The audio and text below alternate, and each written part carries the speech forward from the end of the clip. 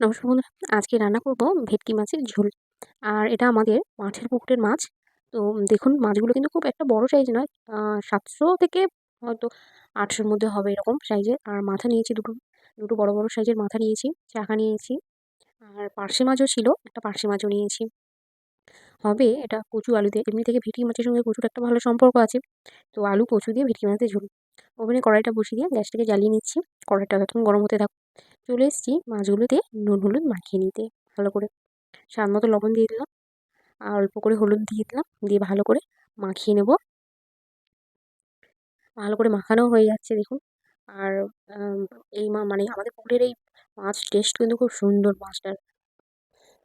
কড়াইটা তেল দিয়ে দিচ্ছি, গরম হয়ে গেছে কড়াইটা। তেলটা অনেকটা গরম হয়েও এসছে, কড়ার গায়ে ভালোভাবে খুন্তি দিয়ে দুদিকে ভালোভাবে লাগিয়ে নিলাম, যাতে মাছগুলো না লেগে না যায় কড়ার মধ্যে। আর দিয়ে দিলাম মাছগুলোকে। একসঙ্গে সব মাছ ভাজা যাবে না, তাই প্রথমে 3টে মাছ দেবো। মুড়োটা দিতেই তো এমনি থেকেই কড়াটা পুরো ভর্তি হয়ে গেছে। আর পার্শে মাছটা দিয়ে দিয়েছি। আর মাঠের পুকুরের মাছ তো এই সময় ধান কাটা হয়ে গেছে জমিতে, আর সবাই ধান একদম ফাঁকা হয়ে যাচ্ছে এই সময়। আর শীতও চলে যাচ্ছে, আস্তে আস্তে গরমও পড়ে যাচ্ছে। আহ, সেই জন্য মাছগুলোকে তুলে হচ্ছে কি ভেবেছিলাম মানে বেছে দেওয়া হবে, কিন্তু মাছগুলো খুব একটা বড় হয়নি, তাই বাড়ি খাওয়ার জন্য রাখা হয়েছে। আর দেখুন, মাছগুলো একদিকটা ভাজা হয়ে গেছে, অন্য দিকটা কিন্তু উল্টে নিচ্ছি মাছগুলোকে। ওই জন্য জাল দিয়ে মাছগুলোকে সব তুলে দেওয়া হচ্ছে। আর ভেটকি মাছ রাখা মানে ওকে খাবার তো দিতেই হবে। আর যত ছোট ছোট মাছ ছিল সব খেয়ে নিয়েছে। আর ভেটকি মাছগুলো মানে অন্য কোনো মাছ আর হতে চায় না, পোনা মাছ বিশেষ করে চিংড়ি, এগুলো ওর খাদ্য। তো সেই জন্য মাছগুলোকে তুলেই দেওয়া হলো পুকুর থেকে। ভেটকি মাছ এমনি দেখি খুব মানে নরম, আর আহ, মাছে কাঁটা খুব কম থাকে। খেতেও কিন্তু খুব টেস্টি মাছগুলো, মাছটা খেতে। আর দেখুন, চাকাটা বাকি ছিল, সেটাকেও ভেজে নিচ্ছি। আর এই মুড়োটা খেতে কিন্তু খুব ভালো লাগে মুড়োটা। ভেটকি মাছের এর স্বাদ অন্যরকম হয়। ভেটকি ভেটকি আর পোনার স্বাদ তো অন্যরকম হবে। তাই জন্য ভেটকির দাম অনেকটাই বেশি, পোনা মাছের দাম অনেকটাই কম। দিয়ে দিলাম পেঁয়াজ তেলের মধ্যে, একটু লাল লাল করে ভেজে নেব। ব্যাস লাল লাল করে ভাজা হয়ে গেছে। এবার দিয়ে দিচ্ছি আলু কচু একসঙ্গে দিয়ে দিলাম, দিয়ে ভালো করে একটু ভাজা ভাজা মতন করে নেব সবজিটাকে, আলু আর কচু।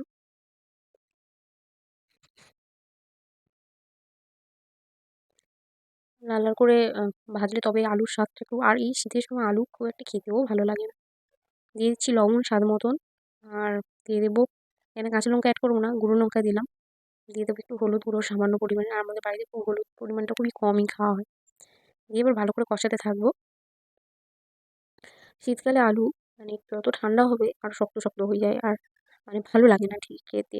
গর কিন্তু শুদ্ধ শুদ্ধ খাবে গরম গরম, খেতে কিন্তু অন্যরকম ভালো লাগে খেতে।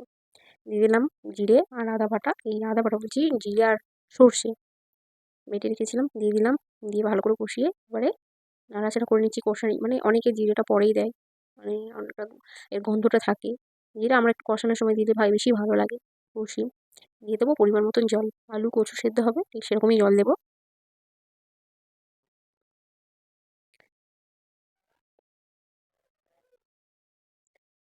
ব্যাস দিয়ে দিলাম, দিয়ে এবারে ঢাকা দিয়ে দেবো, ফুটতে থাকুক ততক্ষণ। বেশ ঢাকা দিয়ে দিচ্ছি। চলুন যাই, জামা কাপড়গুলোও শুকনো হয়ে গেছে, এত রোদ পড়েছে। ছাদে চলুন, জামা কাপড়গুলো একদম শুকনো হয়ে খড়খড়ি হয়ে গেছে, তুলে নিয়ে আসবো। বাঁধনিও কেচেছিলাম অনেকটা, জামা কাপড় সব কেচে দিয়েছিলাম। দেখুন জামা কাপড়গুলো শুকনো হচ্ছে। আর এদিকে দেখুন, কুল শুকনো করতে দিয়েছি আচার করবো বলে। কিনে আনা হয়েছে কুলটার, তো ছায়া পড়ে গেছে। এত রোদ্দুর, আর রোদটা দেখুন কেমন পড়েছে, প্রচুর।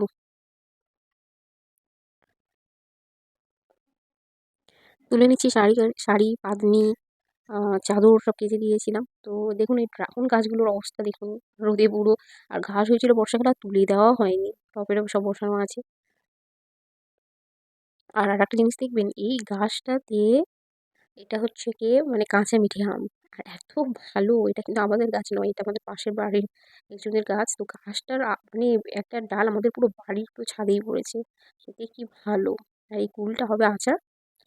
5 কিলোর মতন কিনে আনা হয়েছিল, তো শুকনো করে করে অনেকটাই শুকনো করলে তবে বেশি ভালো, মানে আচারটা ভালো অনেক দিন থাকবে। আর দেখুন শাড়ি চাদর সব পাট করে নিচ্ছি একে একে।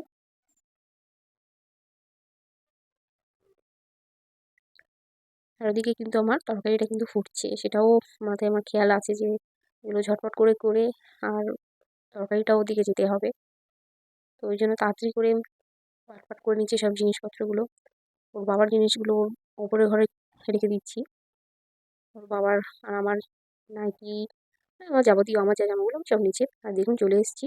আর খুলেই দেখি না আলুটা সেদ্ধ হয়ে গেছে, কচুও সেদ্ধ হয়ে গেছে। ওই জন্য মাছগুলোকেও দিয়ে দিচ্ছি মানে মাথাগুলোকে। একটু ফুটবে মাথাগুলো, একটু সেদ্ধ হবে। তো দিয়ে দিলাম সব মাছগুলো একসঙ্গে। এবার একটু ফোটারই পালা। ফুটলেই নামিয়ে নেবো। আর চাকগুলো মানে ভেঙে যাচ্ছে মধ্যিখান থেকে। ওই জন্য একটু ফুটলেই নামিয়ে নেবো। মোটামুটি আমার রান্না কমপ্লিট হয়ে যাবে। ব্যাস, এবার কিন্তু গ্যাসটা অফ করে দেবো। ব্যাস, গ্যাসটা অফ করে দিয়েছি। এবার নামিয়ে নেওয়ার পালা। নামিয়ে নাও আর গরম গরম ভাতের সঙ্গে খাওয়া হোক। আর খুব বেশি ঝাল দিইনি, মেয়েটাও খাবে। তো সেই জন্য খুব বেশি ঝালও দিইনি, এই মাখা মাখা টাইপের হয়েছে তরকারিটা। খেতে কিন্তু খুব সুন্দর হয়েছে, একদম ঘরের মাছ, কোনো কেনা নয়।